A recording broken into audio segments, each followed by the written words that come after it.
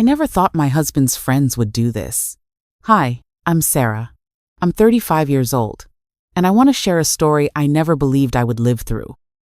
It's a story that still impacts me every time I remember it, and I know it will leave you breathless too. It all started on a summer night in our home in Denver, Colorado. My husband Michael had organized a gathering with his two best friends, Jake and Ryan. These gatherings had become a tradition. They would get together to watch football games, drink some beers, and laugh about stories from their youth. I enjoyed seeing them happy and preparing something delicious to accompany the night. But that night, something in the air was different. I felt a tension I couldn't explain, a sensation that something was going to happen. After a light dinner and some glasses of wine, I retired early to our bedroom. I wanted to give them their space and take advantage of the time to rest. Michael, Jake, and Ryan stayed in the living room, laughing and drinking, enjoying each other's company. I tried to sleep but couldn't stop thinking about the laughter and commotion coming from the living room. There was something in the atmosphere that felt different, a kind of electricity I couldn't explain. I decided to get up and get a glass of water to try to calm myself. When I left the bedroom, I saw Jake and Ryan in the kitchen, serving themselves another round of drinks. Michael was in the bathroom. When they saw me, Jake smiled and invited me to join them. I hesitated for a moment, but then accepted. I thought one more drink wouldn't hurt. We sat at the kitchen bar and started talking. The conversation was pleasant, although I noticed a certain tension in the air. Jake and Ryan looked at me in a way they never had before. Their gazes were intense, penetrating, and made me feel a mixture of nervousness and excitement I couldn't control. The conversation became more intimate, and little by little we started talking about more personal topics. As the night progressed, Michael returned from the bathroom and joined us.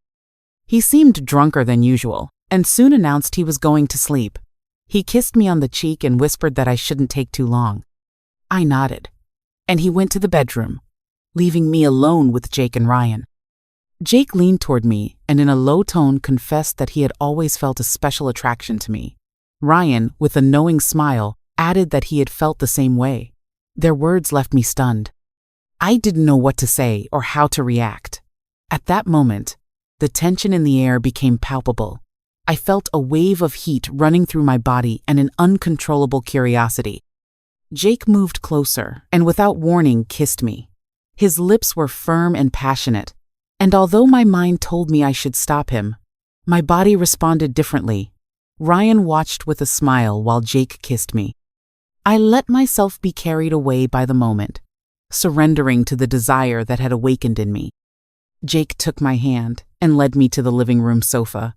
Ryan followed closely, and in the blink of an eye, I found myself between the two of them, feeling their caresses and kisses all over my body. The outside world disappeared.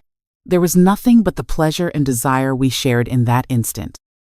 Jake and Ryan took turns kissing and caressing me, taking my excitement to levels I had never experienced before. Their hands were expert. They knew exactly where to touch to make me shiver. The intensity of the moment enveloped us completely. I felt a connection with them that was inexplicable, a mixture of the forbidden and the exciting that made me lose my mind.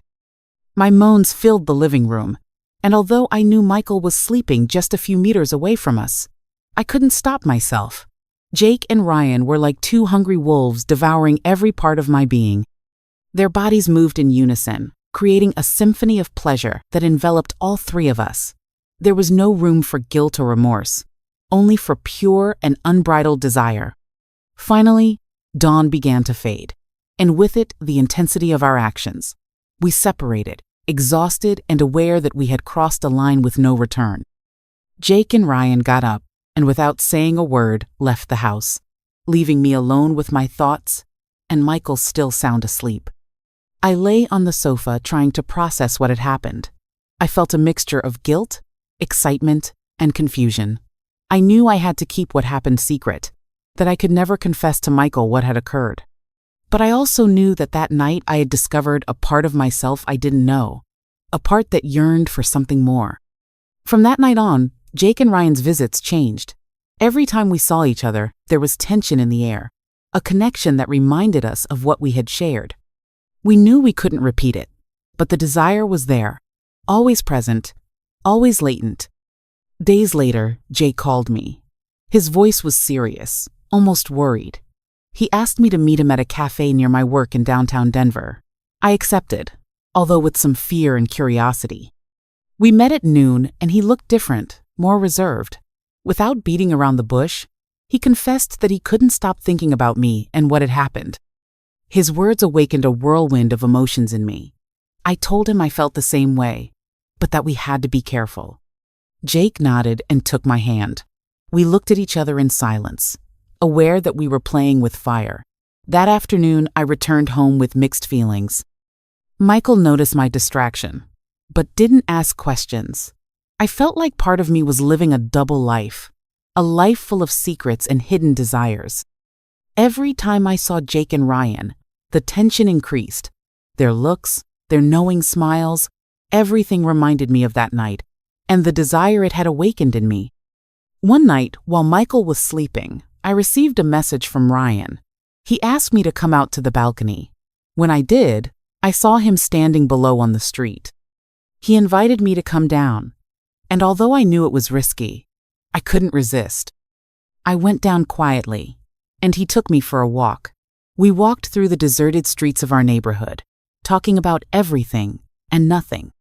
I felt a special connection with him, an attraction I couldn't explain. We stopped at Washington Park, and he kissed me. It was a soft kiss, full of tenderness and contained passion. We saw each other several times after that, always in secret, always with the adrenaline of being discovered. Each encounter was more intense, more passionate. I knew I was betraying Michael, but the desire was stronger than the guilt. Jake also continued seeking my company. We met in discreet places around Denver, sharing moments of intimacy and pleasure. The situation became unsustainable. I knew I couldn't continue like this, but I couldn't find a way to stop myself. Each encounter with Jake and Ryan was an adventure, a mixture of emotion and danger that made me feel alive. But I also knew I was playing with fire, and that at any moment everything could collapse. One night while we were in bed, Michael looked at me intently. His eyes were serious, and his voice was a whisper.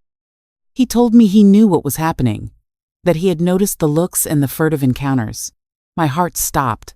I didn't know what to say, how to react. Michael continued, telling me that, although it hurt, he couldn't stop loving me. He asked me to be honest with him, to tell him the truth. Tears began rolling down my cheeks. I confessed everything, every detail, every encounter. Michael listened in silence, his face a mask of pain and sadness. When I finished, he looked into my eyes and told me he needed time to process it. He got up from the bed and left the room, leaving me alone with my guilt and regret. The following days were torment. Michael was distant, avoiding any conversation about what had happened. Jake and Ryan also noticed the change and began to distance themselves. I felt like my world was crumbling and there was no way to fix it. Finally, one night, Michael called me to the living room. He told me he had been thinking a lot and that, although it hurt, he wanted to try to save our marriage. He asked me to cut all contact with Jake and Ryan, to try to rebuild what we had lost. I accepted, knowing it would be difficult, but willing to try. Cutting contact with Jake and Ryan was more painful than I imagined.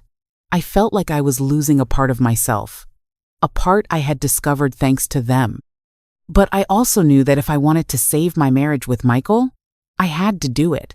So I began to avoid their calls and messages, and little by little they distanced themselves from me. However, the tension in my marriage didn't disappear immediately. Michael and I tried to move forward, to rebuild the lost trust, but there were days when the pain and distrust were overwhelming.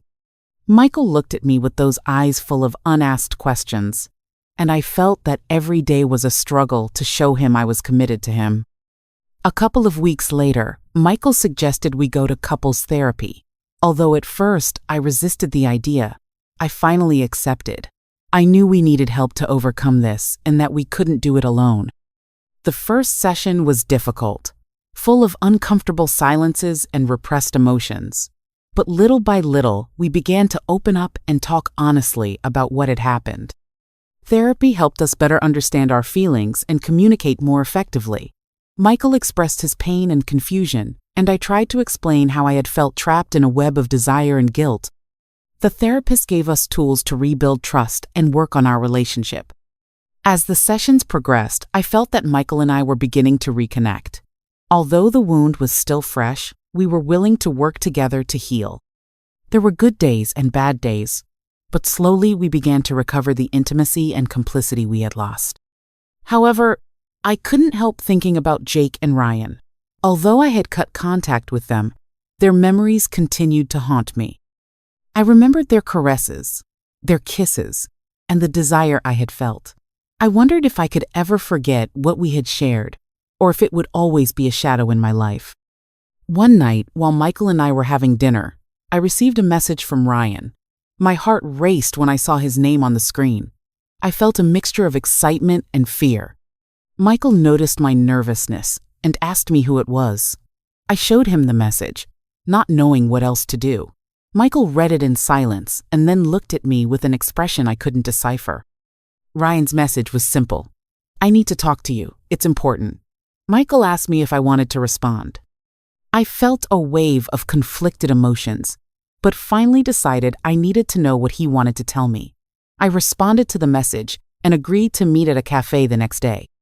Michael accompanied me to the cafe but stayed in the car while I went in.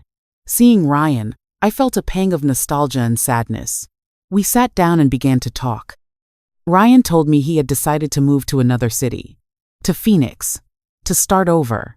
He felt that staying close would only complicate things for everyone. I thanked him for being honest and wished him the best. We said goodbye with a hug, aware that it was the final farewell. That night I told Michael what had happened. He listened in silence and then hugged me. I felt we had taken an important step toward healing. I knew there was still a long road ahead, but I also knew we were on the right path. The following months were a process of reconstruction and rediscovery. Michael and I made an effort to strengthen our relationship, to find new ways to connect and enjoy time together. We started doing activities we had never tried before, like traveling to new places and participating in cooking workshops. Each small victory brought us closer and reminded us why we had decided to fight for our marriage. One afternoon, while we were walking through City Park, Michael took my hand and told me he felt we had overcome the worst. He said that although he would never forget what had happened, he had learned to forgive me and trust me again. His words filled me with hope and gratitude. I thanked him for giving me a second chance and promised not to let him down. Life returned to a kind of normalcy, although different. Jake and Ryan were no longer part of our close circle, and although sometimes I felt their absence, I knew it was for the best.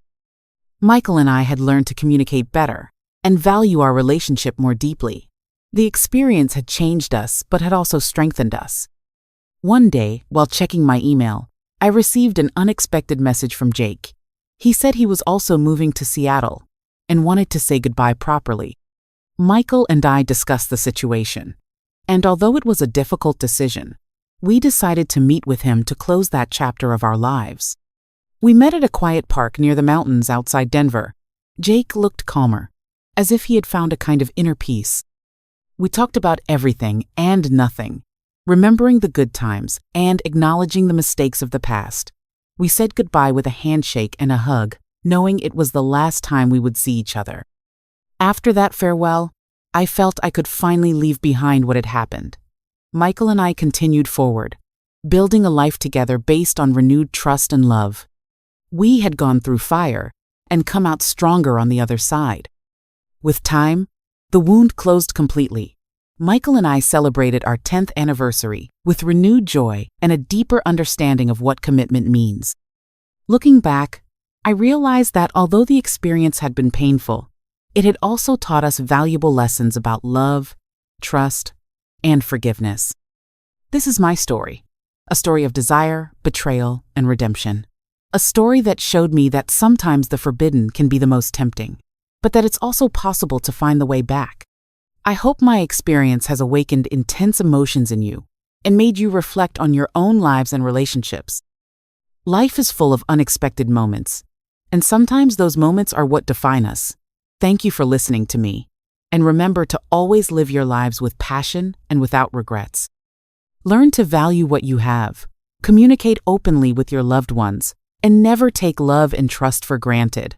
Life is a journey full of surprises, and each challenge is an opportunity to grow and learn.